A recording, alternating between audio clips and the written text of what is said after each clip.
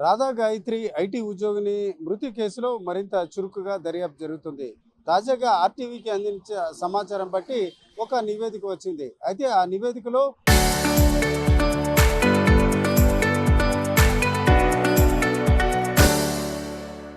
ఏ రకంగా ఆమె మరణించడానికి గల అవకాశాలకు సంబంధించిన నివేదిక డెహ్రాడూన్ పోలీసులకు చేరింది.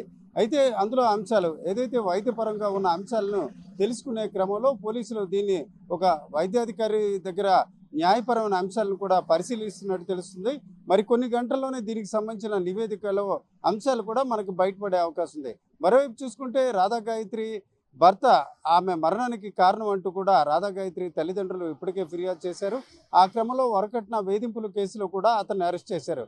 ఆ క్రమంలో 14 రోజుల పాటు రిమాండ్ కొనసాగుతుంది. ఈ దశలో డెహ్రాడూన్ పోలీసులు మరొకసారి పిటిషన్ దాఖలు చేయడంతో మరొక 14 రోజుల పాటు శ్రీచరణ్ ఎవరైతే రాధా గాయత్రి భర్త ఉన్నారో ఆయన రిమాండ్ను పొడిగిస్తూ కూడా డెహ్రాడూన్ కోర్టు ఉత్తర్వులు జారీ చేసిన పరిస్థితి. ఈ దశలో ఇప్పటికే 2 సార్లు శ్రీచరణ్కి సంబంధించిన బెయిల్ పిటిషన్ తిరస్కరణకు గురైంది.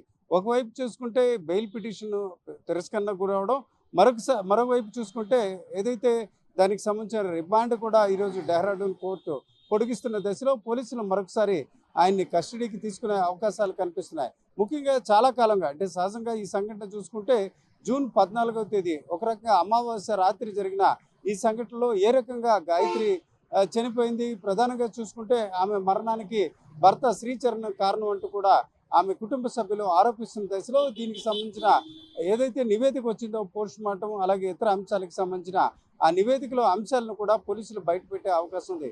మొత్తానికి చూసుకుంటే మరికొన్ని రోజుల్లోనే రాధా గాయత్రి ఏ రకంగా మరణించింది, ఆ మరణానికి గల కారణాలు కూడా బయట ప్రపంచానికి తెలిసే అవకాశాలు ఉన్నాయి.